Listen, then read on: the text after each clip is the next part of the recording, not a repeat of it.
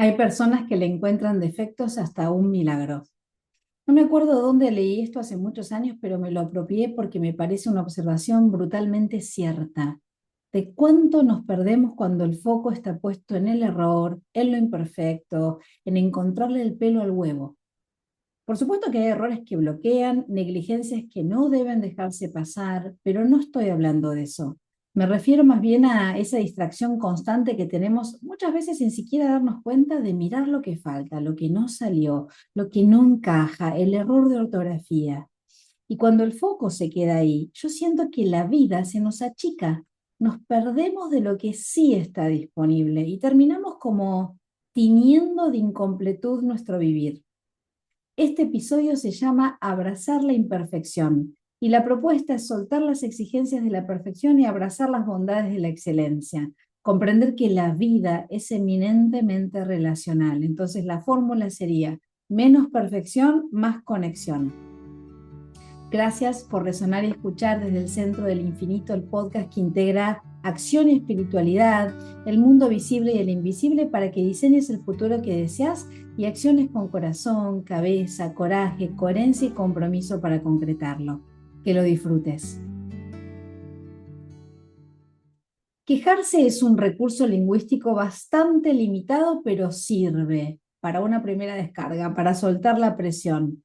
Pero si después no pasamos a la acción consciente, se transforma en una trampa. Es como un lugar bastante cómodo donde nos sentimos seguros porque creemos tener la razón, pero en realidad no movemos nada. Es un disfraz muy elegante del rol de víctima y a veces es también un gesto de soberbia. En esa mirada que juzga desde arriba, es como si todo lo demás estuviera equivocado. Y también una forma de decir, yo lo haría mejor, o esto se puede hacer mejor, o se debería hacer mejor, pero sin involucrarse en la construcción. En ambos casos, para mí, el resultado es el mismo y es la desconexión. Porque cuando me quedo en la queja, ya sea desde la víctima o desde la soberbia, me voy corriendo del vínculo, me separo de la vida y me quedo sin poder real para transformar nada. Y lo más curioso es que detrás de la queja muchas veces hay miedo. Miedo a soltar el control, miedo a recibir, miedo a confiar. Cuando vivimos con los ojos puestos en lo que falta, nos vamos desconectando de lo que ya es, de lo que sí hay. Y eso para mí nos alegra del milagro cotidiano, de lo simple, de lo que funciona, de lo que nos sostiene incluso cuando no lo vemos o incluso cuando hay imperfecciones. Brené Brown lo dice con una claridad hermosa, muy propia de ella, que es que los dones de la imperfección son la compasión, el coraje y la conexión.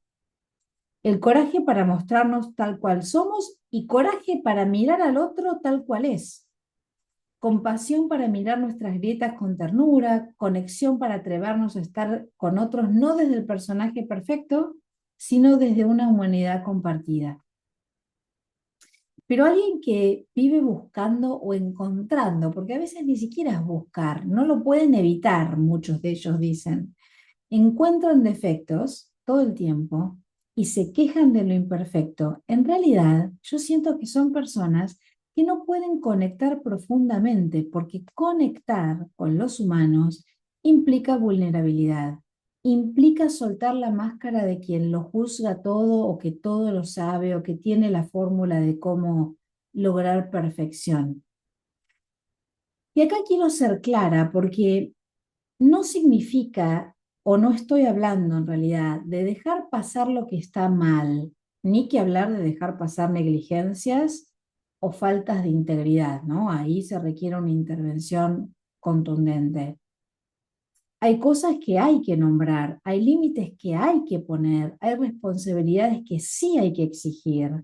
Pero lo que quiero traer acá es una diferencia enorme entre poner límites hasta con amor, como hubiera dicho Bert Hellinger, el límite es amor, y la diferencia de señalar con soberbia, porque una cosa construye, la otra en realidad separa. Poner un límite requiere presencia, conciencia, quien sabe poner límites tiene mucho trabajo interior. Es mirar al otro con respeto, legitimarlo, pero decirle, hasta acá puedo o hasta acá llegás. En cambio, marcar defectos es algo muy rápido, no necesita conciencia, ¿eh? Es bastante reactivo, es juicio. Y lo triste es que cuando creemos que estamos poniendo límites, pero en realidad estamos solamente criticando, lo que hacemos es protegernos o ni siquiera es protegernos del encuentro verdadero o alejarnos sin saberlo del encuentro verdadero. Y ojo acá, porque lo que le vengo prestando atención mucho estas 2 semanas al tema, porque ya sabía que quería hablar de esto, y obviamente cuando ponemos la atención en algo, la energía en algo, la atención está ahí y empezamos a ver, ¿no? Y ojo porque muchas veces criticamos desde el humor. Ojo ahí, porque el humor a veces se mal usa, ya sea para evitar hablar de lo que hay que hablar, para no meternos profundo en lo que tenemos que decir, o incluso para criticar muy solapadamente. Entonces vuelvo. Encontrar mi límite, es decir, me voy a poner como ejemplo, no para ser autorreferencial, sino solamente autobiográfica. Yo siento que todo el tiempo voy al encuentro de mi límite para poder correrlo, para correr el arco y que mi metro cuadrado sea cada vez más amplio, ¿no? Entonces, encontrar el límite es ir a conciencia al límite, mis armaduras, mis corazas, mis miedos y atravesarlos, trascenderlos, para vivir vida cada vez más amplia. Entonces, una cosa es encontrar el límite y otra cosa es poner un límite, ¿no? Viene alguien que transgrede un borde y es hasta acá, o transgrede un valor. Ambos son actos de amor para mí. Ahora, encontrar defectos todo el tiempo es un acto de miedo. Miedo a soltar el control, esa obsesión que hay porque todo esté ordenadito, como energía virginiana en extremo, si lo pusiéramos en un lenguajeo astrológico. Miedo a abrirnos al otro, miedo a reconocer que no todo depende de nosotros. Como dedico mi vida profesional a la expansión del potencial humano, tengo mucho material de observación constante porque trabajo con personas todo el tiempo. Entonces, lo que empiezo a ver es que las personas que se juzgan sin piedad o las que viven señalando lo que le falta al otro y te dicen, no lo puedo evitar, no puedo evitar ver el error, lo que les va pasando a nivel personal es que se van alejando cada vez más sin darse cuenta, como la metáfora de la rana hervida, ¿no? Que le hierven la temperatura paulatinamente hasta que en un momento está a 100 grados y ¡puf! Explota, ¿no? Se alejan del placer, se alejan del disfrute, se alejan de vivir una vida en liviandad, están siempre con el ceño fruncido, ¿no? Como con la mandíbula tensa, se alejan de un cuerpo disponible y de un mundo emocional que esté bien habitado, porque cuando el juicio ocupa todo el espacio, no hay lugar para la presencia verdadera. Entonces, para mí, lo que termina pasando, si lo miro sistémicamente, que es la lente con la cual yo miro el fenómeno humano, ponen en jaque la ley sistémica del equilibrio de dar y recibir. Porque una persona que no sabe recibir, porque todo le parece imperfecto, porque a todo le encuentra un pero, también rompe ese equilibrio. Sospecho que las personas que le encuentran defectos hasta un milagro, en el fondo no saben recibir con el corazón abierto, porque recibir, que es energía femenina pura, requiere humildad, requiere vulnerabilidad, entrega, reconocer que la vida nos da un montón, incluso cuando no controlamos todo y cuando el pack, digamos, viene con algún defecto. Conectar es sentirnos vistos, escuchados, valorados, es poder dar y recibir sin tanto juicio y sobre todo recordar que los seres humanos estamos hechos para la conexión, no estamos hechos para la perfección. Entonces, cuando perdemos esa conexión, nos vamos apagando, nos enajenamos, nos volvemos fríos, rígidos, huraños. Marco Aurelio decía que si decidís no ser lastimado, no te sentirás así. Y si no te sentís lastimado, es que no lo estás. Claro, lo que hace toda la diferencia es nuestra percepción. Lo que realmente determina nuestra experiencia no son los hechos, son la manera en la que los miramos. Entonces, ¿somos cómplices de la creación o somos cómplices de la destrucción? Y eso termina, en definitiva, afectando la calidad de nuestra experiencia de vida. Lo que digo no tiene presunción de verdad, ¿eh? Yo siento que las personas que le encuentran defectos hasta un milagro, que encuentran el pero en todo, se terminan enfermando. Todo lo que está dentro de nosotros, emociones, juicios, decisiones, es nuestro campo de poder. Lo demás no lo es. Ahora, ¿cuánta energía perdemos intentando controlar lo que no nos compete o lo que no mueve la aguja? La queja, el control, nos quitan foco. Tal vez el dragón más dañino es creer que podemos cambiar lo que no nos toca o lo que realmente no importa, lo que no es una cuestión de fondo, que es solo una cuestión de forma. Entonces, cada vez que ponemos nuestra energía ahí, dilapidamos nuestro poder. Entonces, ¿cómo sería una queja productiva, para usar el nombre que le da Fred Kaufman?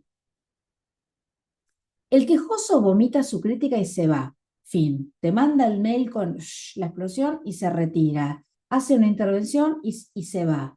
Eso no es un movimiento consciente.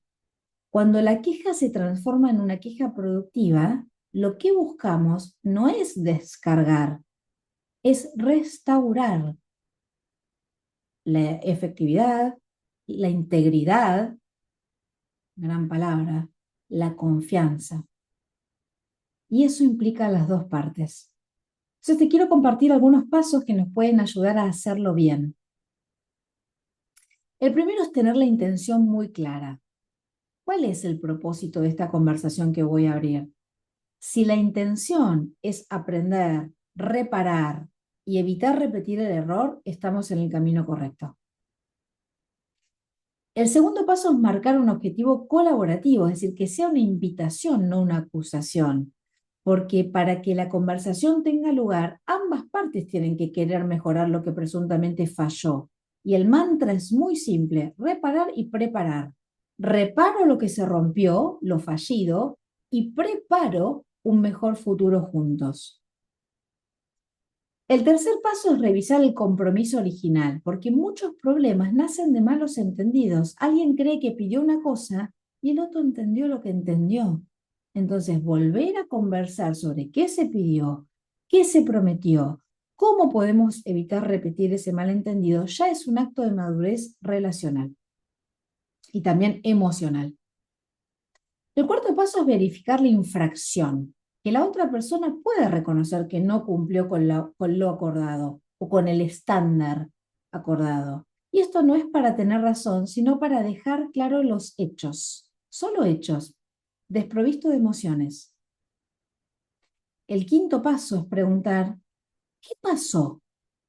No desde la acusación, desde la curiosidad, entender la perspectiva del otro, porque tal vez la causa del incumplimiento fue un imprevisible, o fue que, claro, me comprometí a hacer esto, o porque es mi métier, pero nunca tuve en cuenta que no pregunté cómo querías o necesitaba, cómo querías que lo entregue o cómo necesitaba ser hecha esta tarea. Esto pasa un montón en el trabajo, ¿no? Pedidos totalmente inefectivos. Alguien simplemente pide, delega algo sin establecer condiciones. Y quien lo recibe no pregunta. Entonces, claro, hay un área vacía ahí, ¿no? Y a veces surgen imprevistos. Entonces, cuando preguntamos qué pasó que hace que esto que me entregaste, o esto que sucedió, o esto que hiciste o que dijiste, tuvo, comillas, fallas. Entonces, eso nos ayuda a diferenciar los tipos de problemas que puedan aparecer, porque hay problemas que son muy prácticos, hay otros que son de índole de la confianza, otros que tienen que ver con la integridad, es decir, personas o grupos de personas que no honran la palabra. Y son tres tipos distintos. La practicidad, lo práctico, digamos, no la practicidad, lo práctico, efectos prácticos, operativos, lo concreto, la tarea, la confianza, la integridad. Entonces, como son de naturaleza distinta, se resuelven distintos. El sexto paso es renovar el compromiso, es decir, pido con claridad lo que necesito, cómo lo necesito, con qué estándares lo necesito, en qué tiempo lo necesito, y vuelvo a depositar la confianza y acuerdo cómo seguir. Y el último paso y séptimo, sí, séptimo, ¿no? Es cerrar la conversación preguntándonos, ¿estamos satisfechos con esto? Porque en realidad no se trata solamente de resolver un problema, y esto es lo importante, sino de cuidar el vínculo mientras lo resolvemos. Si el vínculo nos interesa, es fundamental hacer esto. Una queja productiva no destruye, no señala, repara, no busca culpables, simplemente busca conciencia. Y en el fondo, esto también es una forma de amor. En mis viajes a la montaña de Malargüe, en Mendoza, donde en el año 72 cayó el avión que llevaba a los rugbyers uruguayos, cabalgamos durante horas por ese anfiteatro gigantesco donde a cada segundo recordás qué es lo que verdaderamente importa, qué es lo esencial. Hace 53 años, en esa misma montaña, 16 personas recrearon un mundo de posibilidades frente a la más extrema de las adversidades.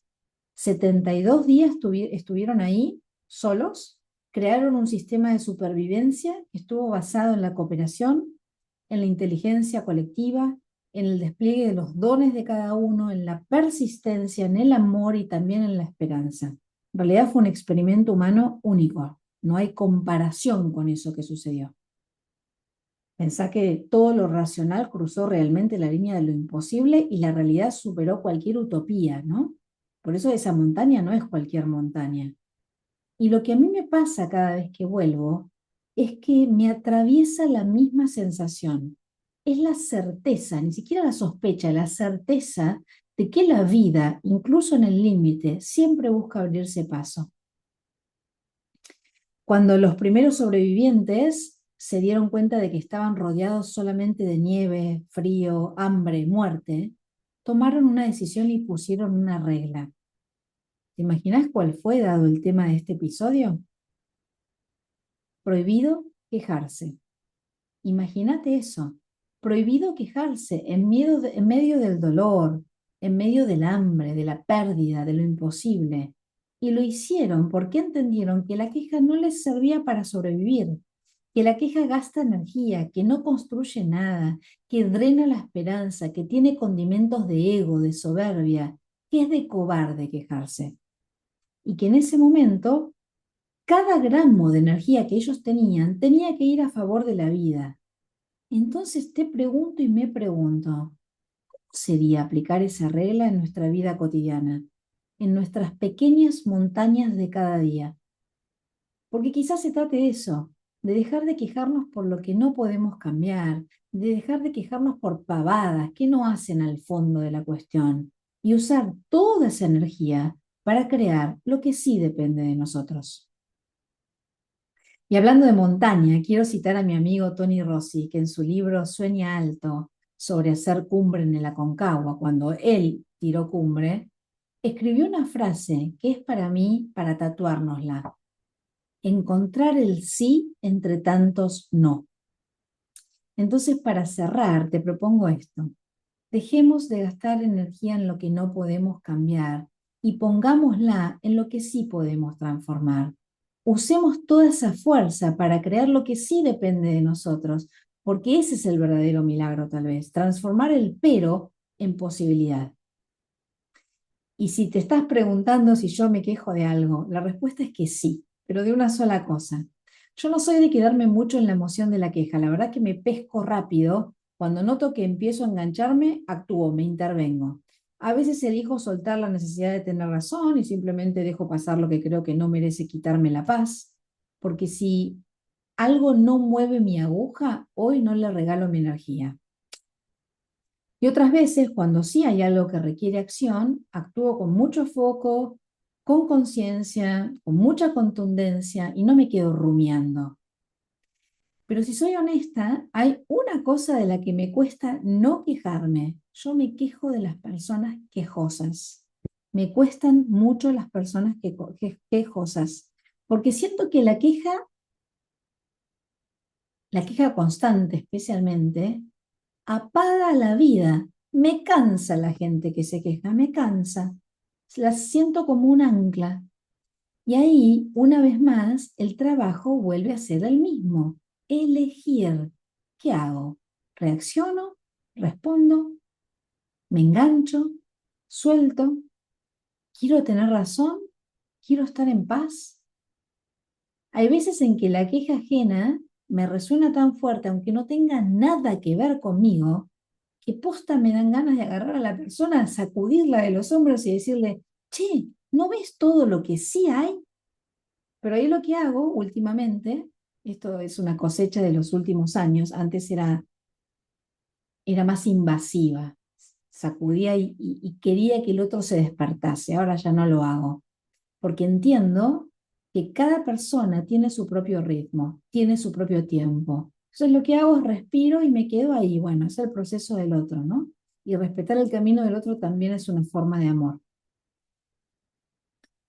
Entonces, para cerrar, lo que te quiero compartir es que para mí, decir que sí también es una decisión. Confiar en la perfección de la vida también es una decisión. Vivir en un estado permanente de inspiración creativa es una decisión.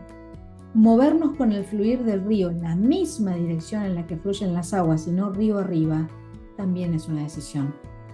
Soltar el rumiaje mental y emocional y abrirnos a la receptividad del aquí y del ahora también es una decisión, porque en definitiva todo es una elección. Y para mí, quienes elegimos la rendición como modo de vida, podemos ir como siguiendo las miguitas que nos deja lo invisible hacia el misterio de lo desconocido. Y cuando nos animamos a eso, nos encontramos una y otra vez con la perfección de la vida. Acordate que es tiempo de hacer escrito con S. Dale, si no es ahora, ¿cuándo? Hasta el próximo episodio.